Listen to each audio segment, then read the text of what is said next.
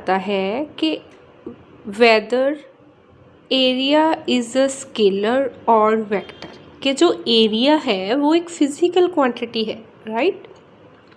वो स्केलर है कि वेक्टर है, ठीक है।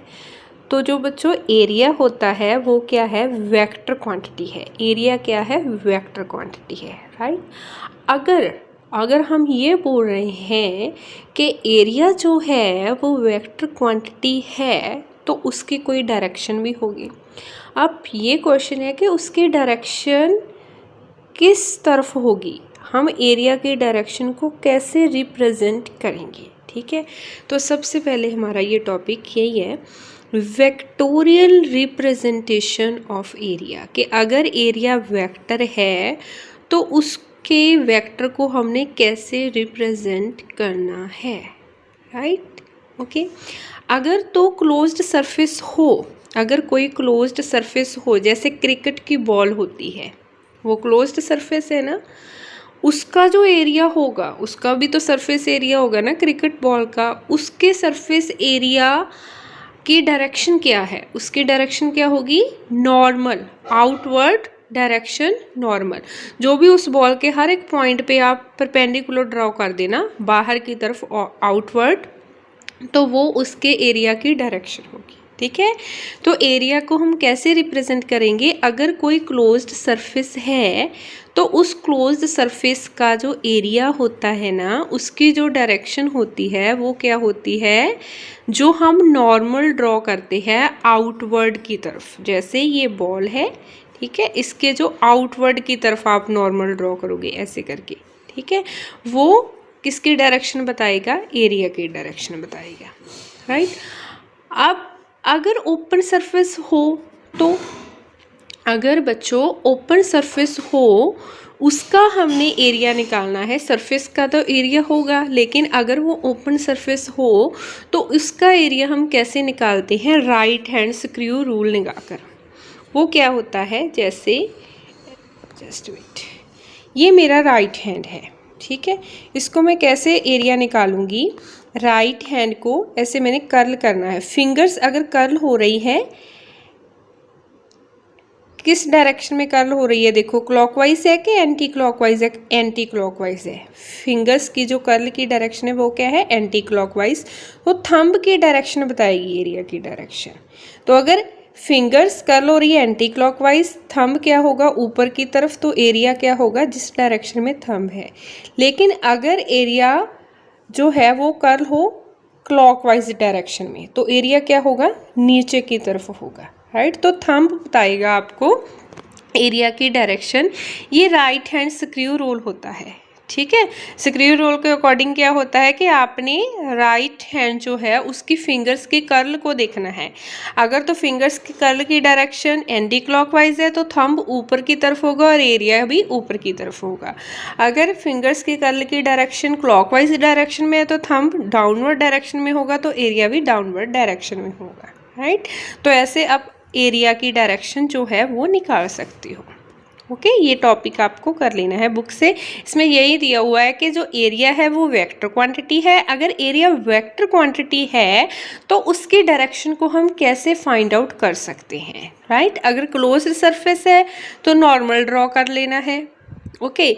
अगर ओपन सरफेस है तो वहाँ पे हमने लगाना है राइट हैंड स्क्रू रूल। उसके अकॉर्डिंग क्या होगा, अगर एंटी क्लॉकवाइज है तो ऊपर की तरफ होगी डायरेक्शन, अगर क्लॉकवाइज है तो फिर नीचे की तरफ होगी, राइट।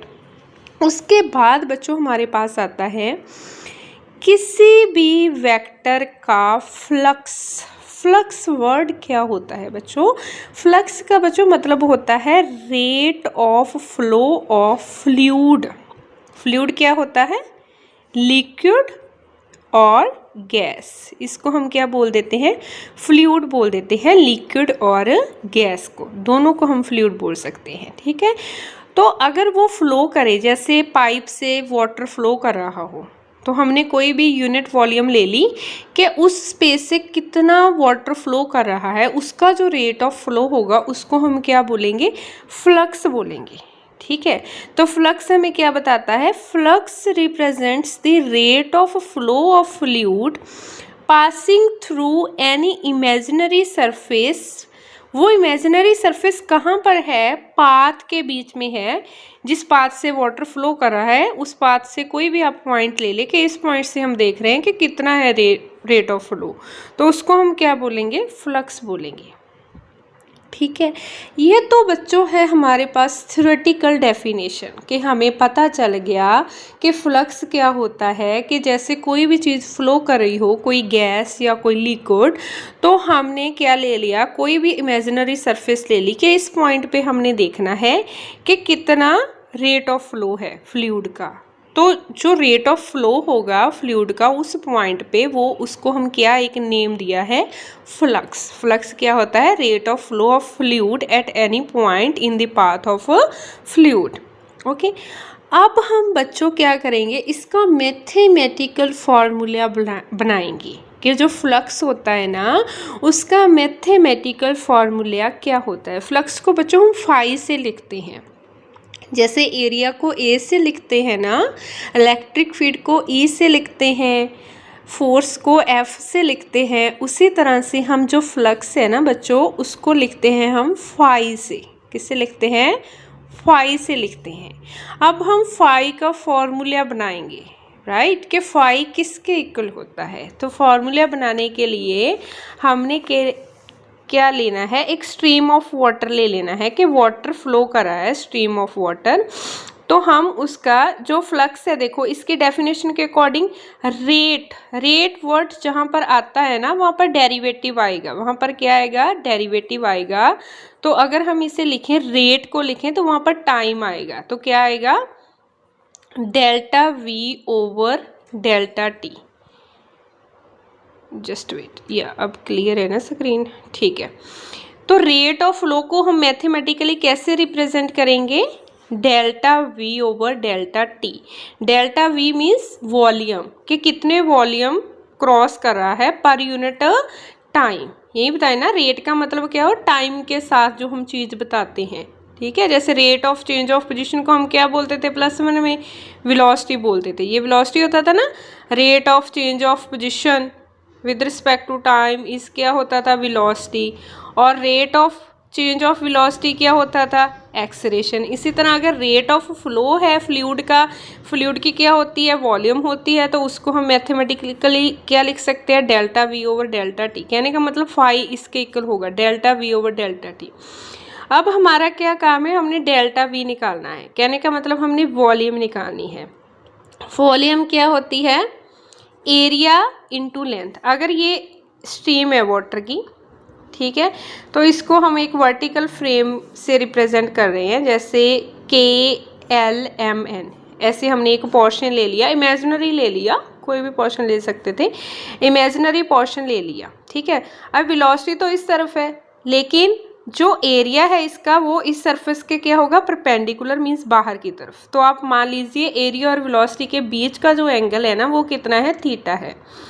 अगर एरिया और वेलोसिटी के बीच का एंगल थीटा है तो एरिया का जो इधर की तरफ जो कंपोनेंट होगा वेलोसिटी के लॉन्ग तरफ, वो कौन सा होगा, a cos थीटा। कौन सा कंपोनेंट होगा, a cos थीटा। तो वेलोसिटी के लॉन्ग जो एरिया होगा वो कौन सा होगा, a cos थीटा। और जो हमारे पास वॉल्यूम होती है वो क्या होती है, एरिया इंटू लेंथ। अगर हमने लेंथ निकालनी है ना तो हम मान लेते हैं कि यहाँ से जो वाटर चला यहाँ तक पहुँचा, कितने टाइम में पहुँचा, हम सपोज कर लेते हैं डेल्टा टी टाइम में पहुँचा। और हम वाटर की जो वेलोसिटी है वो मान लेते हैं v है, राइट। लेंथ इसने कितनी कवर की है, L से लेकर L डैश तक लेंथ कितनी कवर की है, L डैश। तो वेलोसिटी का फॉर्मूला हमारे पास क्या होता था, +1 क्लास में वेलोसिटी क्या होता था, distance over time, L dash over delta T. तो यहाँ से L डैश क्या आ जाएगा, V डेल्टा टी। ठीक है, ये लेंथ आ गई। अगर लेंथ को हम एरिया से मल्टीप्लाई करेंगे तो हमारे पास क्या आ जाएगा, वॉल्यूम आ जाएगी। तो कहने का मतलब हमारे पास डेल्टा वी की वैल्यू क्या आएगी, डेल्टा वी की वैल्यू क्या आएगी, एरिया a cos थीटा और लेंथ हमने अभी निकाली v डेल्टा टी।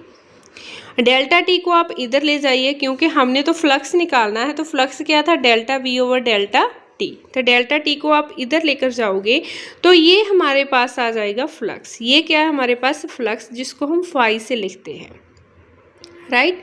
आप देखो ध्यान से बच्चों, इसको आपने +1 में पढ़ा था dot product, A dot B क्या होता था, ए बी कॉस थीटा होता था ना।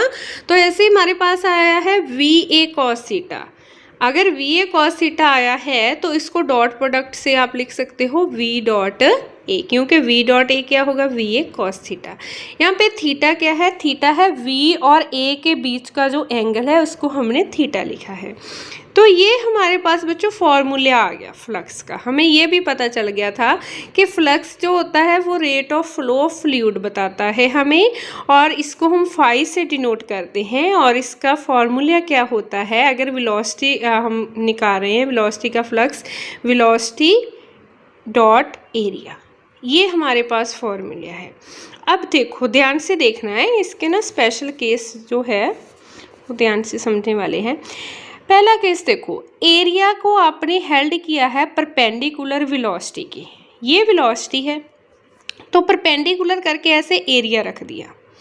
लेकिन जो एरिया होता है उसकी डायरेक्शन क्या होती है, हमने क्या बोला था, normal to the surface. Area की डायरेक्शन इस तरफ ही होगी ना, नॉर्मल टू द सरफेस। अब नॉर्मल टू द सरफेस तो होगी, लेकिन एरिया और वेलोसिटी के बीच का जो एंगल है वो क्या हो गया, 0 हो गया। यहाँ पे बहुत सारे बच्चे कंफ्यूज हो जाते हैं कि परपेंडिकुलर है तो थीटा को क्या पुट कर देते हैं 90। नो, एरिया परपेंडिकुलर है लेकिन जो एरिया की डायरेक्शन होती है वो भी एरिया के नॉर्मल ही होती है। अगर एरिया परपेंडिकुलर हेल्ड करेंगे आप तो थीटा की वैल्यू क्या आएगी, 0 आएगी, और फ्लक्स क्या आ जाएगा, cos 0 तो 1 होता है, तो फ्लक्स हमारे पास V आ जाएगा। अगर केस 2 देखो, एरिया को आपने पैरेलल हेल्ड किया है ऐसे करके, जिस डायरेक्शन में वेलोसिटी उसी डायरेक्शन में एरिया ऐसे रख दिया। अगर आप एरिया ऐसे रखोगे तो जो आपका एरिया का वेक्टर होगा वो क्या आएगा, उसके परपेंडिकुलर। अब देखो एरिया और वेलोसिटी के बीच का जो एंगल होगा वो क्या होगा, 90 डिग्री। ये बाहर की तरफ ड्रॉ नहीं कर सकते थे ना, उन्होंने ऐसे ड्रॉ किया है, वैसे ऐसे आएगा, ठीक है। तो थीटा 90 आ जाएगा, cos 90 क्या होता है आपके पास, 0 होता है। तो इस केस में जो फ्लक्स आएगा ना वो 0 आएगा। तो ये आपको कंफ्यूज नहीं होना है। कई बच्चे यहाँ पे पैरेलल देखकर थीटा को 0 पुट कर देते हैं और cos 0 1 होता है, यहाँ पे फ्लक्स जो है फिर रॉन्ग आ जाता है। लेकिन आपको एरिया की डायरेक्शन देखनी है, उसके अकॉर्डिंग थीटा की वैल्यू पुट करनी है, ठीक है। अगर एरिया को परपेंडिकुलर रखा है तो थीटा की वैल्यू 0 आएगी, अगर एरिया को पैरेलल रखा है तो थीटा की वैल्यू 90 आएगी, ठीक है। अब देखो अगर तो आपके पास डिस्क्रीट है, एरिया डिस्क्रीट पड़े हैं तो फिर यहाँ पे समेशन आएगा। अब अगर डिस्क्रीट नहीं है, कंटिन्यूस है, तो यहाँ पर इंटीग्रेशन आएगा, ठीक है।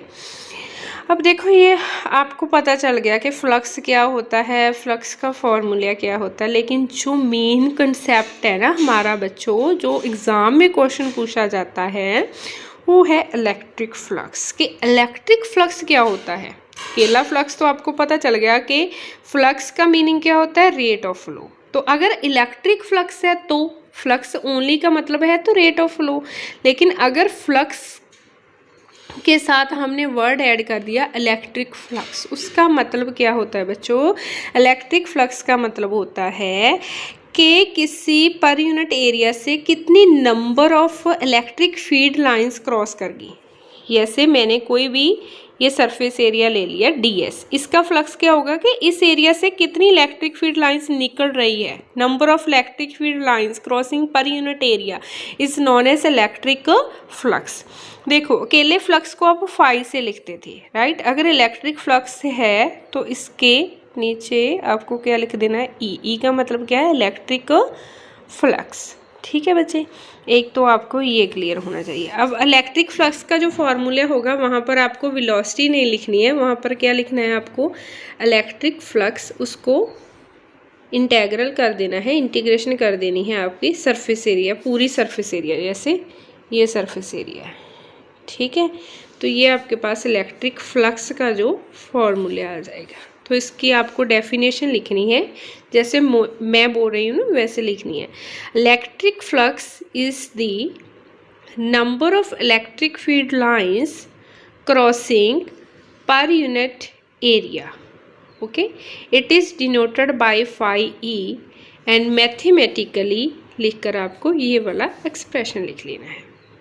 अब देखो ई डॉट डी एस है, अगर डॉट को आप खोलें ए डॉट बी क्या होता था ए बी कॉस थीटा, तो ई डॉट डी एस क्या होगा E D S cos theta. Theta क्या है एंगल है एरिया और इलेक्ट्रिक फील्ड के बीच का जो एंगल है, ठीक है। एरिया को हम यूनिट वेक्टर से, एरिया को हम बोला था ना कि सरफेस के नॉर्मल वाला जो वेक्टर होता है, इसी तरह से हम एरिया का जो वेक्टर उसको एन कैप लिख देते हैं, ठीक है। ये एरिया का वेक्टर है, ये ई का वेक्टर है, इन दोनों के बीच का जो एंगल है वो क्या है थीटा। अब देखो बच्चे जो फ्लक्स होता है अगर थीटा 90 हो, अगर थीटा 90 हो कॉस 90 क्या होता है 0, तो उस केस में फ्लक्स क्या होगा 0 होगा, 0 इलेक्ट्रिक फ्लक्स होगा, ठीक है। अगर थीटा की वैल्यू 0 और 90 के बीच है, 0 और 90 के बीच फर्स्ट क्वाड्रेंट है, फर्स्ट क्वाड्रेंट में कॉस क्या होता है पॉजिटिव होता है, तो फ्लक्स भी क्या होगा पॉजिटिव होगा।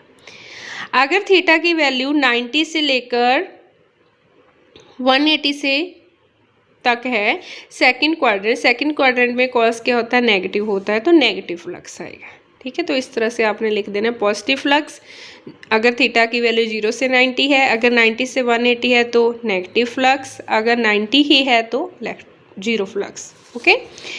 उसके बाद है डिमेंशंस देखो आपको कैसे निकालनी है, आपने फॉर्मूला अभी किया कि फ्लक्स इलेक्ट्रिक फ्लक्स किसके इक्वल होता है ई डी एस। ई का भी फॉर्मूला आपने पढ़ा था कि ई क्या होता है F over Q, force over charge, ये तो एरिया है।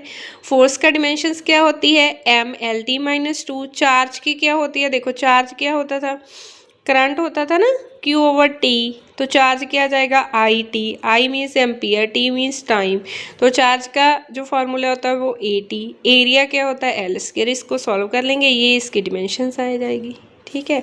अगर यूनिट्स की बात करें तो यूनिट्स भी बहुत इजी है, ऐसे निकाल लेनी है आपको। फोर्स की यूनिट क्या होती है न्यूटन, चार्ज की यूनिट क्या होती है कूलम, और एरिया की यूनिट क्या होती है मीटर स्क्वायर, ठीक है। ये कूलम नीचे है, ऊपर जाकर क्या हो जाएगा पर कूलम हो जाएगा, तो इसकी यूनिट क्या आ जाएगी न्यूटन मीटर स्क्वायर पर coulomb. Okay students, it is all about flux. आपका जो मेन टॉपिक है बच्चों वो इलेक्ट्रिक फ्लक्स ही है, ठीक है। आपको ये पता होना चाहिए, लेकिन इलेक्ट्रिक फ्लक्स पढ़ने से पहले आपको क्लियर होना चाहिए कि एरिया वेक्टर को कैसे रिप्रेजेंट करना है, और फ्लक्स अकेला क्या होता है, उसका फॉर्मूला क्या होता है, और आपको डिटेल में पता होना चाहिए कि इलेक्ट्रिक फ्लक्स क्या होता है, राइट, उसकी डिमेंशंस क्या होती है और उसकी एसआई यूनिट्स क्या होती है।